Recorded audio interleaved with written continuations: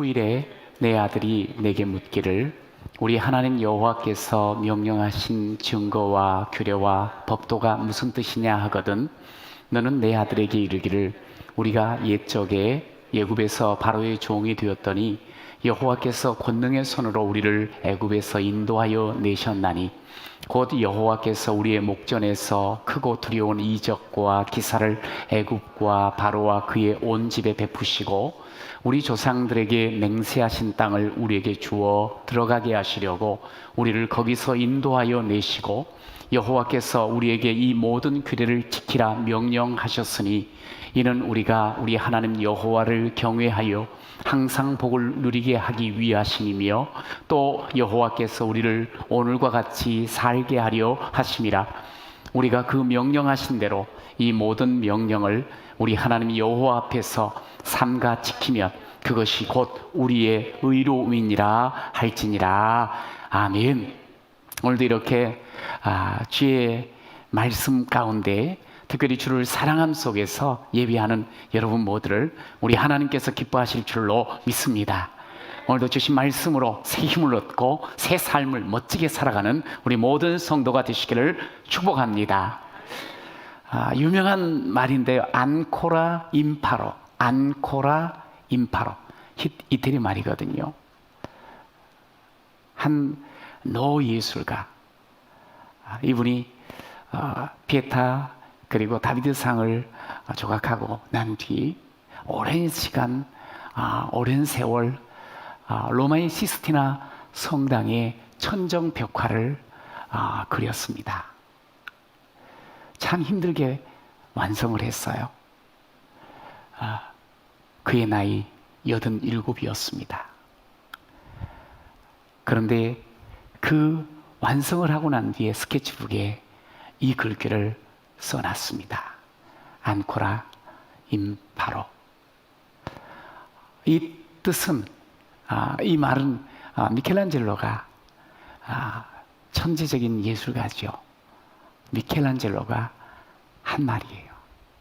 이 말은 뭐냐면 나는 아직도 배우는 중입니다. 나는 아직도 배우는 중입니다. 한번 기억해 보세요. 그리고 옆에 분하고 한번 서로 인사하면서 이 말 한번 하도록 합시다. 시작. 안코라 임파로. 다시 혹시 모르는 분 시작. 안코라 임파로. 여러분 배우고 계시죠? 미켈란젤로보다 나이 많으신 분들 그렇게 많지 않죠? 배우기에 딱 좋은 나이입니다. 우리가 요즘 코로나를 겪고 있는데 여러분은 어떤 것을 배우고 있는지요? 그 코로나를 겪으면서 말이죠.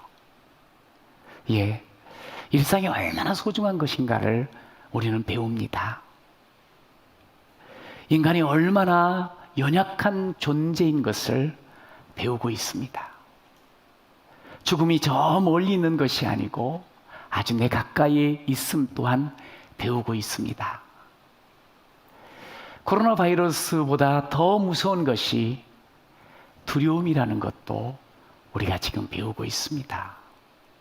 그리고 예배를 드릴 수 있는 것이 이렇게 놀라운 축복인 것 또한 우리가 배우고 있습니다. 그런데요, 이제부터 꼭 배워야 할 것이 또 있어요. 이미 잘 알고 있는 것 같은데. 여러분과 저는 신앙인이시죠? 여러분 예수 믿는 하나님의 자녀임을 여러분 믿습니다. 우리가 그 신앙인이에요. 예수 믿는 하나님의 자녀라고요. 여러분이 하나님 자녀됨의 정체성, 이것을 계속 우리는 살면서 확인하며 배워나가야 돼요. 그런데 이 하나님의 자녀의 정체성은 역사의식과 공동체의식을 기반으로 하여 거기서 점점 더 온전해지고 뚜렷하게 드러난다는 거예요. 혼자서 신앙인으로 살 수 없다는 거지요. 오늘 저는 본문을 가지고 신앙, 묻고 대답하다. 시작. 신앙, 묻고 대답하다. 예, 묻고 대답하면서 내 신앙의 정체성, 내가 하나님의 자녀됨의 정체성을 다시 확인하며 나가야 된다는 거지요. 오늘 본문을 통해서 두 가지를 함께 나누는데, 첫 번째 질문이 있습니까? 시작. 우리의 삶을 바라보면서 내 가족들이, 내 자식들이, 내 이웃들이 질문하고 있냐는 거예요. 오늘 본문에 보니까 후일에 네 아들이 네게 묻기를 그렇게 시작을 해요. 아버지, 뭐지요? 아버지가 지키는 이 말씀은 무슨 의미가 있지요? 아버지가 그토록 섬기는 하나님은 어떤 분이시죠? 뭐 이런 질문을 받아야 된다는 거예요. 신앙인은. 이런 모세가 출애굽 2세대, 광야에서 태어난 분들이 대부분인데, 이 새로운 세대가 이제 새로운 땅 가나안을 향해서 들어가게 돼 있어요. 가나안을 바로 목전에 둔 이 요단 건너편 동편 쪽에 모압 평원에서 모세는 이제 새로운 땅에 들어갈 사람들에게 신명기, 오늘 하나님의 말씀을 들려주면서 그들의 이 가나안 땅의 삶의 시작을 알리는 거예요. 너희가 새로운 땅에서 살려고 하면 이 신명기, 거듭거듭 하나님의 말씀을 모세가 설교를 통해서 이 새로운 세대에게 말씀한 것 아니겠습니까? 이 말씀과 더불어서 들어가라는 거예요. 그래야 된다는 거예요. 여러분, 저는 포스트 코로나를 생각합니다. 이전에 겪지 못했던 그런 일들을 앞으로 겪고 살아가게 될 거예요. 새로운 어떤 의미에서 삶이, 시대가 열릴 거예요. 그런데 요즘 저희들이 신명기를 계속 함께 나누는 데 의미가 있다는 생각이 들더라고요. 이 새로운 시대를 우리가 시작하는 이 마당에 하나님의 말씀을 붙잡고 가는 것, 이게 너무너무 중요하다는 거죠. 여러분, 이스라엘 백성이 이제 새로운 땅 가나안에 들어갔어요. 그리고 그곳에서 말씀으로 시작한 그들의 걸음 속에 말씀을 자꾸 붙잡고 살아가는 거예요. 자식들이 묻는 거예요. 아버지, 왜 이 말씀을 지켜야 되는 거죠? 이 말씀은 무슨 뜻이죠? 이 말씀을 하신 하나님은 어떤 분이시죠? 이 질문이 있어야 된다는 거예요. 여러분은 여러분의 자녀들이 어떤 질문을 많이 하고 있나요? 아주 유명한 몇 년 전에 회자되었던 말이 있어요. 엄마, 다음에는 뭘 해야 해? 요즘 아마 집안에서 아이들과 함께 학교 생활을 하면서 계속적으로 엄마인데 뭐 하지? 아마 이런 물음을 아이들이, 초등학생들이면 많이 할 것 같아요. 근데 이 말이 초등학생이 한 말이 아니에요. 정말 엄마가 아들을 위해서 모든 삶을 걸고 계획하며 관리하며 커갔던 아이.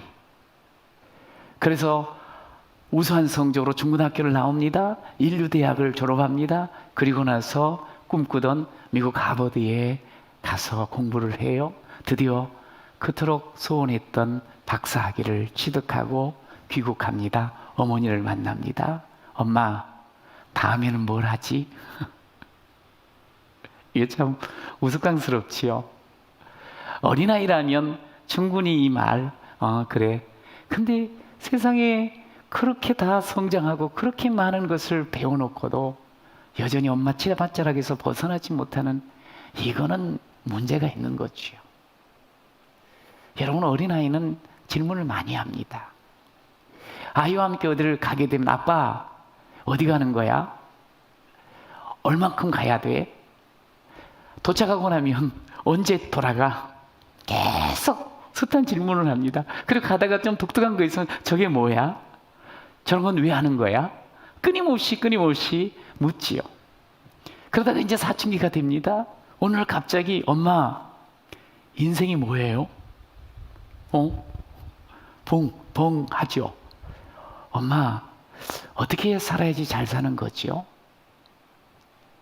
그럼 여러분 어떻게 대답하셨어요? 몰라도 돼, 이놈아. 뭘 쓸데없는 것을 묻고 그래. 뭐만 하면 돼? 공부나 해. 그러면서 아이들한테 혹 대답하지는 않으셨는지요. 쓸데없이 묻지 말고 하라는 대로 하면 돼. 엄마가 하라는 대로 하면 되는 거야. 그러면서 모든 것을 정해주고 그저 공부만 하면 다 되는 것으로 이야기를 혹 하지는 않으셨는지. 어느덧 그 아이가 사춘기를 지납니다. 그리고 나서는 묻지 않습니다. 여러분, 오늘 하나님께서 모세를 통해서 이스라엘 백성들에게 말씀하시는 내용이거든요. 뭐냐면 자녀 교육은, 자녀들의 신앙 교육은 부모가 해야 된다는 거예요. 신명기 6장은 쉐마 이스라엘, 이스라엘 백성아 들으라. 그러면서 교육 헌장이 6절에서도 9절까지 있어요. 그런데 7절에서 이런 말씀이 있습니다. 내 자녀에게 부지런히 가르치라. 앉았든지 서든지 집에 있든지 밖에 나가든지 부지런히 부모가 자식에게 신앙교육, 다시 말해서 이 율법 토라를 가르치라고 말씀을 하셔요. 히브리어의 토라는 율법이에요. 말씀이에요. 그런데 호라라는 말도 있어요. 모라라는 말도 있어요. 그런데 이 모든 세 가지 말은 야라라는 말에서 파생이 되었어요. 그 야라는 무슨 뜻인고 하니 가르치다, 교육하다, 어떤 모양으로 만들어낸다라는 의미가 있어요. 그런데 거기에 이 동사에서 파생한 토라 말씀이죠. 호라는 부모예요, 부모. 모라는 선생이에요. 여러분, 하나님께서는 이 토라를 부모를 통해서 자식에게 가르쳐 주기를 원하셨어요. 하나님의 말씀을 말이지요. 여러분, 그런 의미에서 가정에서 부모가 자식을 가르치는 것은 교육에 있어서 가장 최일선이라는 거예요. 이거는 학교보다 교회보다 앞선 교육의 장소가 바로 부모가 자식에게 가르치는 가정이에요. 여러분, 잘 가르치고 있는지 모르겠네요. 그런데 오늘 하나님께서 이렇게 말해요. 자녀가, 아들이, 딸이 아버지에게, 엄마에게 묻게 하라는 거예요. 물으면 그것을 가르쳐 주라는 거예요. 이게 무슨 의미가 있는 줄 아세요? 엄마가 하나님 말씀 토라에 대해서 전혀 관심이 없어요. 토라와 상관없이 아빠가 살아요. 그럼 토라를 전혀 물을 필요가 없죠. 그런데 엄마가 정말 토라를 붙잡고 또 아빠가 그 토라의 말씀대로 살아가는 거예요. 아빠, 왜 그렇게 사는 거예요?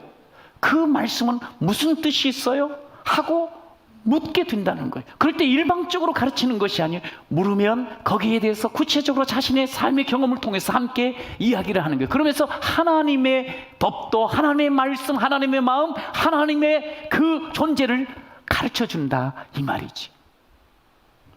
여러분, 보통 자녀들이 부모에게 묻지를 않습니다. 그러면서 그냥 자기가 결정을 해버려요. 결정을 하고 난 뒤에 알고 날 때 아쉬움이 참 많을 때가 있습니다. 그냥 스스로 묻지 않고 결정하는, 이게 사실은 문제예요. 부모는 돕고 싶잖아요. 그런데 정작 도와야 될 그때에 애가 도움을 청하지 않을 때가 있습니다. 그러다 보니 인생이 조금 안타까울 때가 있는 거죠. 부모가 돕고 싶은데 왜 자식은 묻지를 않을까요? 여러분, 특별히 신앙에 대해서 왜 부모에 대해서 부모에게 묻지를 않을까요? 예, 하나님의 말씀을 지키지 않기 때문에 더 이상 물을 필요가 없다는 거지요. 하나님께서는 이스라엘 백성들에게 오늘 그래서 하나님의 말씀, 너희들 신명기를 받았는데 이 말씀대로 살면서 너희의 정체성을 드러내라. 그러다 보면 계속적으로 네 자식들이 물어볼 거다. 그럼 또 그것을 가르쳐주며 그 자식들로 하여금 하나님의 자녀됨의 정체성을 가지고 신앙이 계속 계승되어지는 그런 삶을 살으라는 거예요. 그렇게 살아갈 때 오늘 말씀 읽은 것처럼 정말 복이 임하고 의로움의 옷을 입게 되어지고 그리고 살고 있는 기쁨을 누리게 되어진다고 말씀을 하고 있어요. 여러분, 부지런히 말씀을 자식들에게, 부지런히 우리를 아는 사람들에게 가르쳐야 돼요. 여러분, 가르치기 위해서는 먼저 보여줌이 필요하다는 거예요. 그런데 우리가 하나님의 말씀을 잘 모를 때가 너무 많아요. 아니, 모르고 있어요. 여러분, 그런데다가 조금 안다 할지라도 그 말씀을 보여주지 못해요. 살아내지를 못하는 거예요. 그러니 우리를 바라보는 우리의 자식들이 신앙에 대해서 묻지를 않아요. 여러분, 초등학교 저학년 때까지만 해도 부모한테 애들은 물어봅니다. 아빠, 엄마, 이거 수학 가르쳐 주세요. 그러나 고학년이 되면은 안 물어봐요. 왜요? 엄마 실력 알아버렸어요. 더 이상 물어봤자 소용없다는 거 알아요? 여러분, 우리의 신앙의 실력이 어떤가요? 여러분, 사랑하는 자녀들이 신앙에 대해서 질문하며 그렇게 우리가 함께 살고 있는지요? 오늘 이스라엘 백성들 자식들 보세요. 20절 뒤에 보니까 우리 하나님 여호와께서 명령하신 증거와 규례와 법도가 무슨 뜻이냐고 묻습니다. 아빠가, 엄마가 보니까 마음 다하고 뜻 다하고 이 힘 다해서 하나님을 사랑하고 그 하나님 사랑하는 그 하나님께 주신 말씀을 가슴에 새기고 살아가는 그 모습을 볼 때, 아빠, 그 무슨 뜻이에요? 하나님 그 말씀 붙잡고 사는데 하나님은 어떤 분이세요? 하고 묻는다는 거지. 여러분, 우리가 종종 하나님 말씀을 대할 때 그 말씀이 나를 괜히 굴레 씌우고 나를 무거운 짐을 쥐는 것이라고 오해할 때가 있어요. 그렇지 않아요. 여러분, 기차가 두 레일 위를 달립니다. 레일을 벗어나면 달릴 수가 없어요. 기차 노릇할 수가 없어요. 이 레일은 기차를 메고 있는 것이 아니에요. 굴레를 씌우는 것이 아니에요. 기차가 갈 길을 여는 거예요. 여러분, 우리 인생에 있어서 하나님의 말씀은, 토라는 규례는, 말씀은 우리 인생의 길이 되는 줄로 믿습니다. 결코 우리의 삶을 긁어내는 굴레가 되는 것이 아니라는 거예요. 여러분, 말씀, 인생의 길 되는 이 말씀을 따라가면 복이 임하고 하나님의 의가 우리 가운데 덧입혀질 줄로 믿습니다.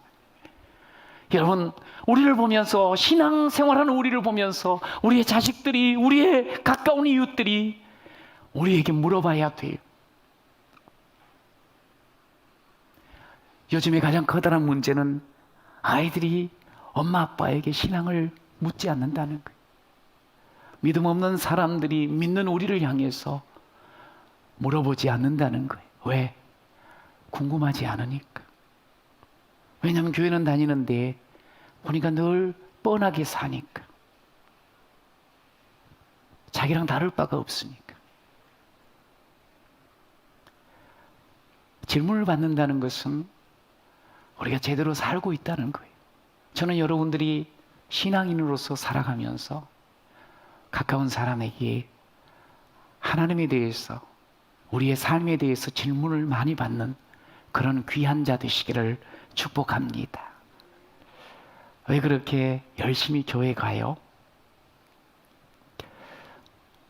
참 기도를 많이 하시는 것 같은데 왜 기도하셔요? 힘 다해 목숨 다해 뜻 다해 살아가는 우리의 모습이 이해가 되지 않는 거예요. 세상과 너무 다른 거죠.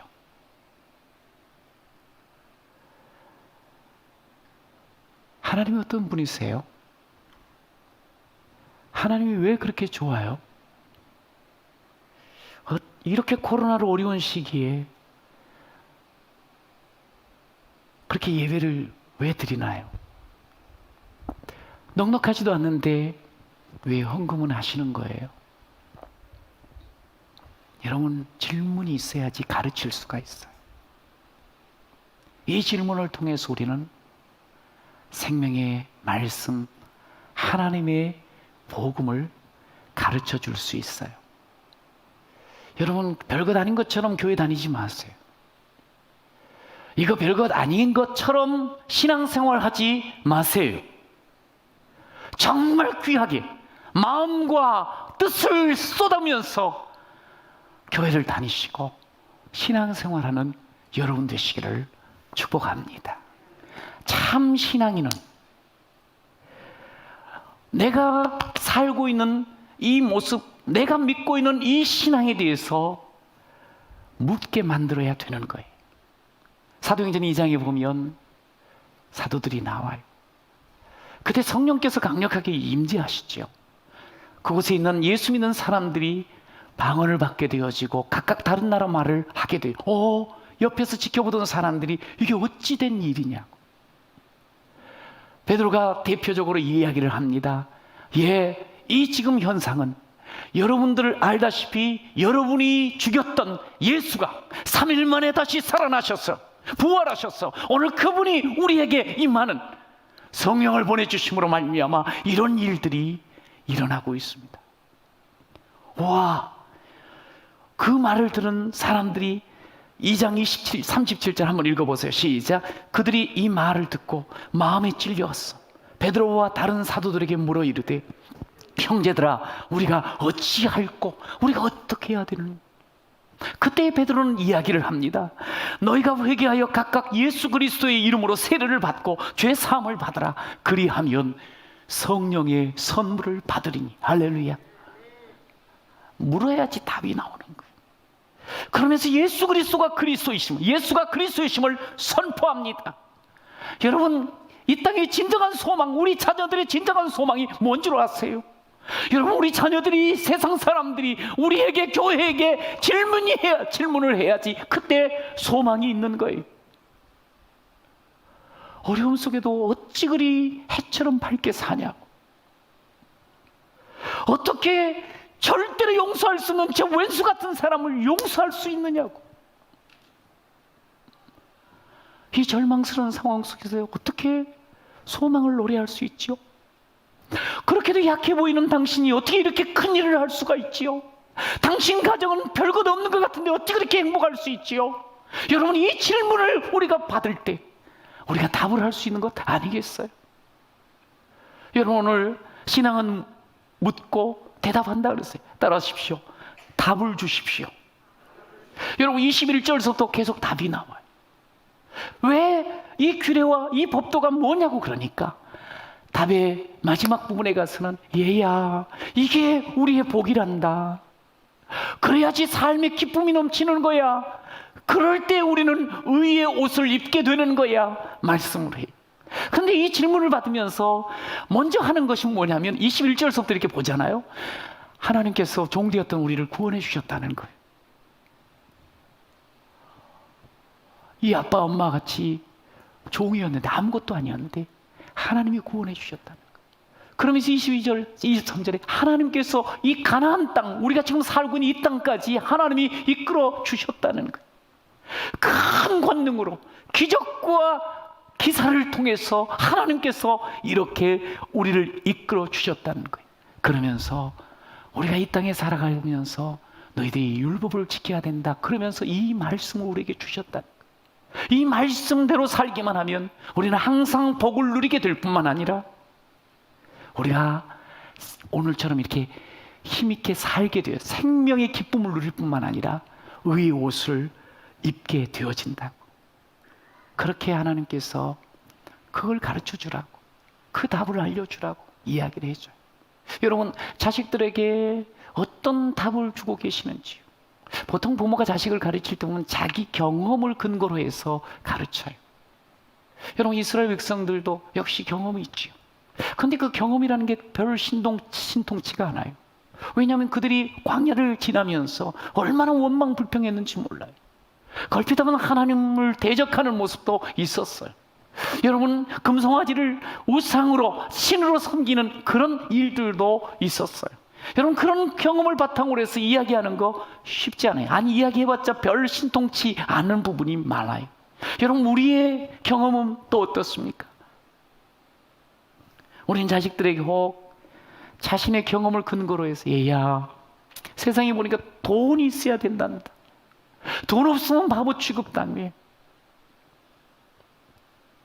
돈 벌어야 돼. 혹 그런 경험에서 나오는 말들을, 아니 그런 모습을 혹 보여주지는 않으셨는지. 여러분, 그럼 온통 돈이 우상이 되지 않겠습니까? 여러분, 자식을 사랑한다 하는 마음 가지고 가르치는 것, 보여주는 것이 온갖 상처와 아픔을 혹 주지는 않으시는지, 아이들의 형편없는 모습들이 보일 때가 있지. 야, 너 막 그래가지고 너 무슨 밥이나 먹고 살겠냐. 여러분, 요즘 밥 굶는 아이 없습니다. 걱정하지 마세요. 인생 없어. 옆집 아이는 말이지 그러는데 너는 어찌 그 모양이냐 여태까지. 네가 하는 것이 늘 그렇지, 아빠는 너 기대하지 않겠다. 이런 말 하지 마세요. 여러분, 너무나도 소중한 우리 자녀들, 행복한 삶을 살아야 되는데, 행복의 길이 열려야 되는데 부모를 통해서 도리어 그것이 막히는 것은 아닌지요, 너무 세속적인 모습으로 사는 것은 아닌지, 돈만을 위해서 살고 있는 것은 아닌지, 쫓기듯 살다 보니 늘 불안해하며 사는 것은 아닌지, 비교하면서 늘 경쟁적으로만 살고 있는 것은 아닌지,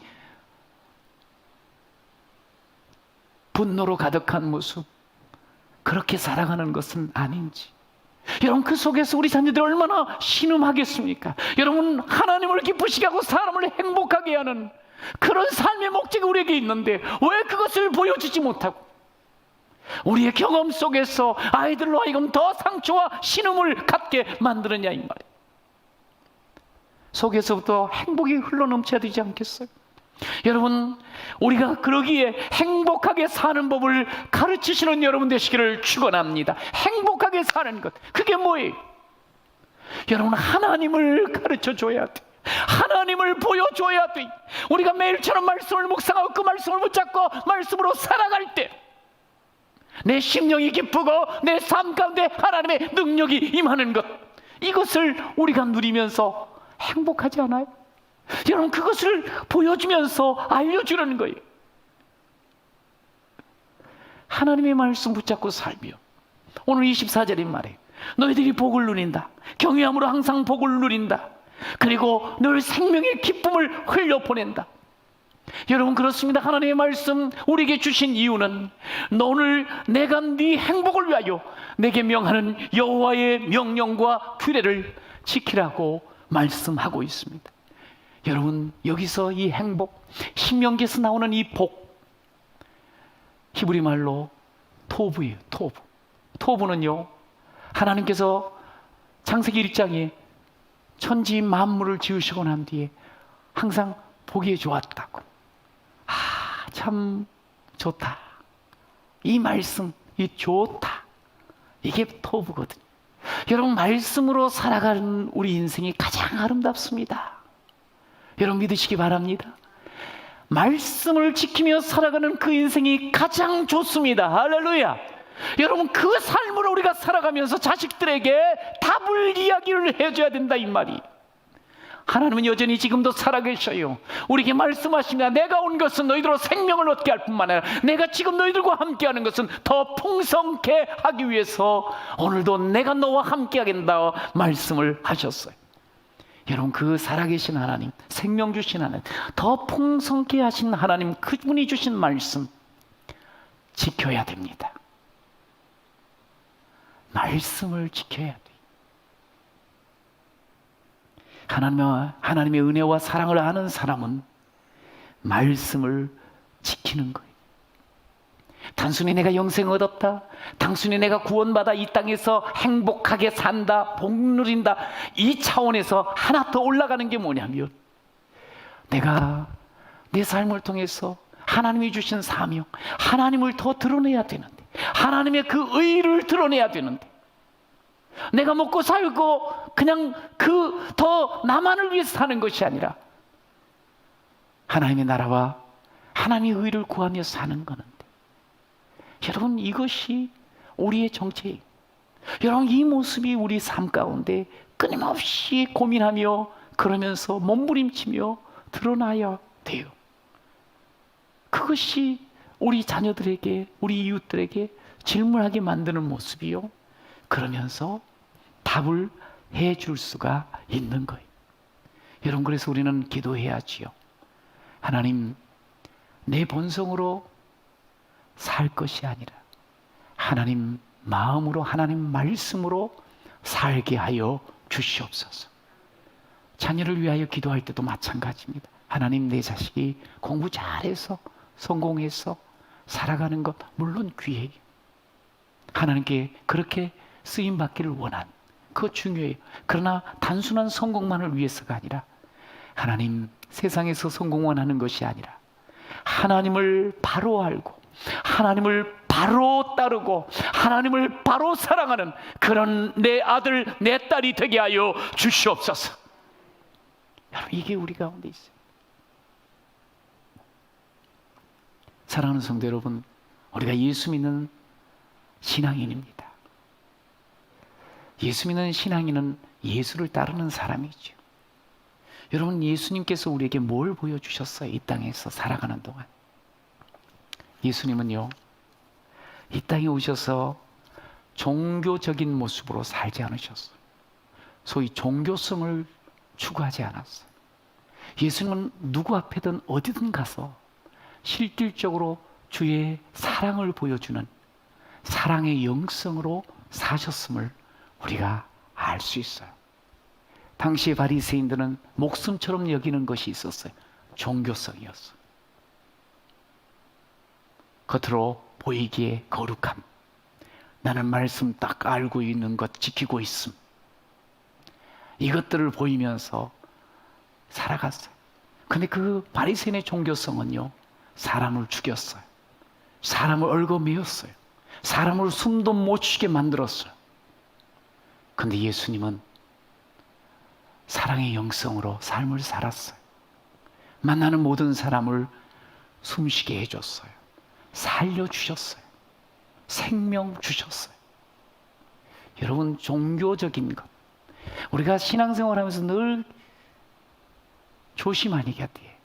조심해야 될 것이 뭐냐면, 오래 신앙생활하면 종교적이 될 확률이 있어요. 가식적이고 외식적인 모습으로 될 수가 있어요.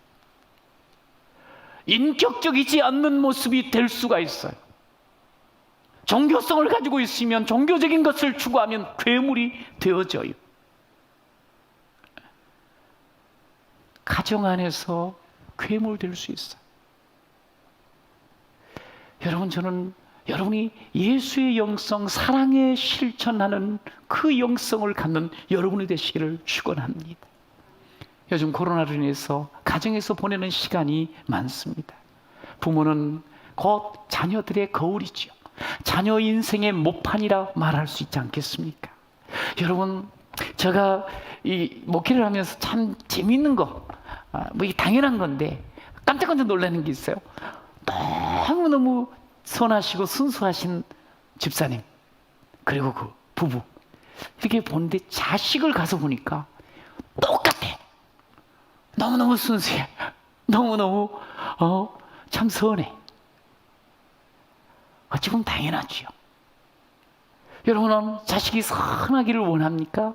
선한 모습으로 사십시오. 자식이 정말 하나님 앞에 의를 입고 살기를 원하십니까? 의롭게 사십시오. 말씀대로 사는 게 의롭게 사는 거예요.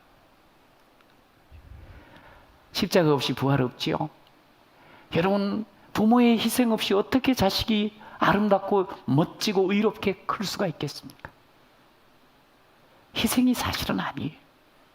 우리가 즐거움으로 힘을 다하여 뜻을 다하여 목숨 다하여 주님 사랑함으로 살아가며, 그러면 우리 자녀 또한 그렇게 아름답게 서갈 수 있음을 오늘 우리에게 가르쳐 주는 거예요. 주중에 교육자들과 함께 포스트 코로나를 생각하면서 함께 의견을 좀 나눴어요. 그런데 한결같이 지금 이때 예배가 회복되고 정말 기도가 살아나야 한다는데 입을 모았어요. 그래서 저는 어떻게 예배가 회복되고 기도가 살아날 건가, 이 대안을 찾으려고 지혜를 구하고 있어요. 그러면서 염려되어지는 부분이 있어요. 다음 세대의 주인공이 자라나는 교회 학교에,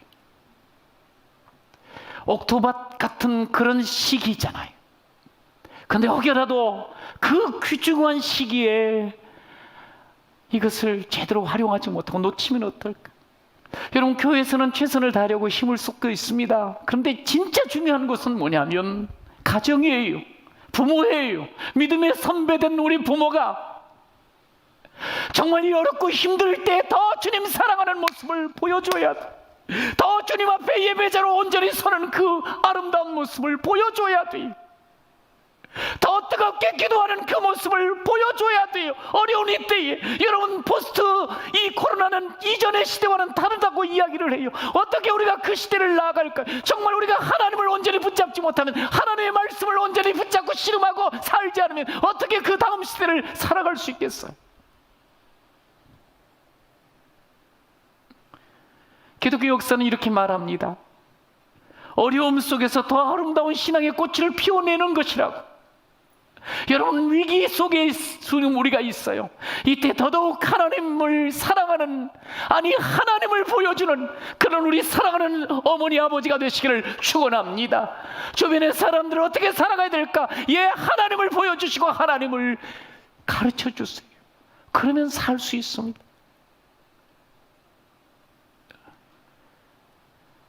성경 왜 읽어요? 그 질문 받아야 돼. 6월달 우리 암송 축제 있는데 왜 암송해야 돼요? 질문 받아야 돼. 어떻게 하면 믿음 생기지요? 답답하면 그렇게 물어보는 그런 아들, 딸이 있어야 돼. 너무 귀한 질문이에요. 그 질문을 받고 내가 만난 예수, 구원의 그 감격을 누렸던 그날, 하나님이 지금까지 나를 사랑하시고 함께 하시는 그 살아계신 하나님, 역사의 주관자 되시고 나의 하나님이 되심을 알려줘야 되지 않겠어요? 가르쳐줘야 되지 않겠어요? 여러분, 그렇게 우리가 답을 제대로 해나갈 때 우리의 자녀들이 열방을 하나님 나라로 바꾸어 나가는 위대한 축복의 통로가 될 줄로 믿습니다. 여러분, 그렇게 우리가 자녀들에게 신앙의 질문을 받고 답을 내주는 그런 좋은 부모가 됐으면 좋겠어요. 베드로전서 3장 15절을 읽으면서 오늘 설교를 마무리하겠습니다. 함께 읽습니다. 너희 마음에 그리스도를 주로 삼아 거룩하게 하고 너희 속에 있는 소망에 관한 이유를 묻는 자에게는 대답할 것을 항상 준비하되 온유와 두려움으로 하고. 우리는 대답할 사람이에요. 하나님을 대답해 줄 사람이에요. 하나님의 말씀이 오해의 생명인지 대답해 줄 사람이에요.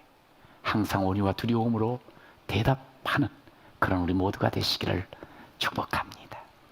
우리 다 같이 일어나셔서 찬양하도록 하겠습니다. 이 세상을 살아가는 동안 보통은 나의 힘을 의지하고 삽니다만 그럴 수 없습니다. 기도하고 주님 말씀 붙잡고 살아가야 돼. 주님께서 참 소망이 되시니까.